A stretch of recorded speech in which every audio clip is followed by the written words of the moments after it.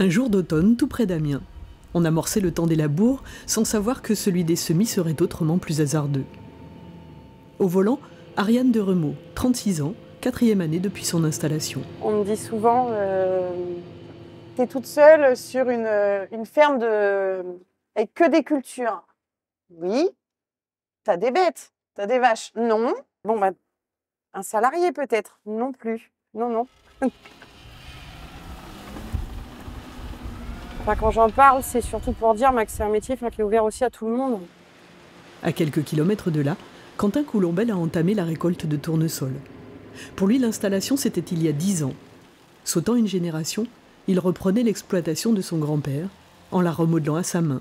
Ayant des prairies permanentes d'un intérêt certain au niveau écologique, ça me faisait un peu mal de retourner mes prairies. Alors, en plus des céréales, il a développé un atelier de pension de chevaux en retraite. Et en complément de ses tâches d'exploitant, il s'est engagé dans la gouvernance de Noriap. On a tendance à toujours se plaindre dans nos fermes et finalement c'est stérile, donc quitte à essayer de faire avancer les choses, autant s'en occuper vraiment. Même démarche pour Ariane. Elle a choisi de s'engager pour les valeurs d'entraide de la coopérative, pour le plus fort ensemble et pour pousser les attentes des producteurs auprès des instances dirigeantes. Quand on a eu les compléments de prix du mois de juin, j'ai bien dit mon ressenti qu'il fallait s'améliorer, qu'il fallait se comparer toujours au meilleur et pas au moins bon. L'un et l'autre siègent au Conseil de Région Sud. C'est une instance de proximité où l'information circule dans les deux sens.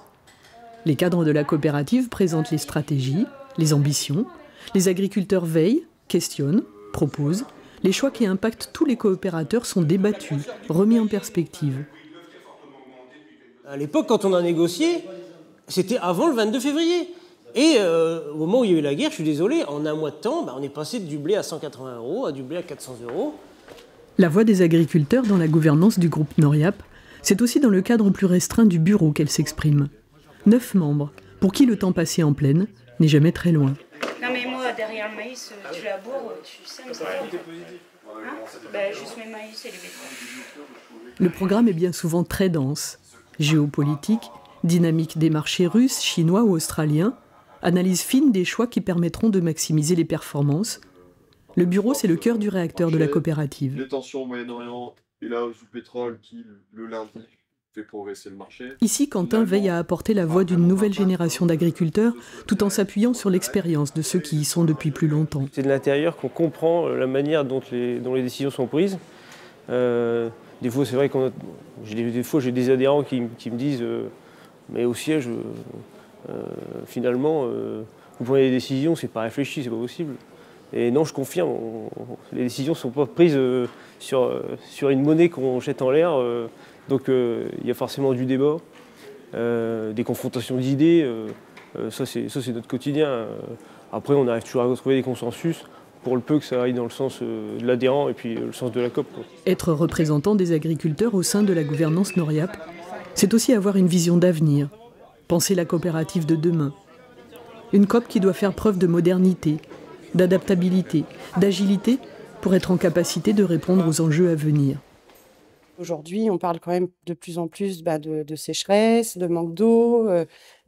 C'est pouvoir trouver des débouchés. Je ne suis pas sûre qu'agriculteurs seuls, on arrive à trouver des débouchés, ou alors c'est vraiment des marchés de niche.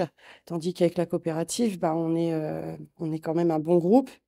Et ça permet d'ouvrir un peu plus d'horizons, d'aller peut-être plus vite dans la recherche de contrats. Chercher des débouchés inédits, des contrats rémunérateurs, tout en assurant une stabilité de revenus. Un outil collectif au service de l'individuel. Nous, le parti qu'on a pris, c'est de faire en sorte que les filiales soient bénéficiaires pour rémunérer nos adhérents, surtout quand on a des mauvaises années au niveau de la COP. Et en réalité, c'est un peu comme une deuxième jambe sur laquelle on pourrait s'appuyer, mais de manière structurelle. La COP de demain, c'est celle qui répondra au mieux à des marchés extrêmement volatiles, à des attentes de la société toujours plus contraignantes, mais aussi à des coopérateurs plus mobiles et plus exigeants. Une coopérative résiliente et performante sur le long terme.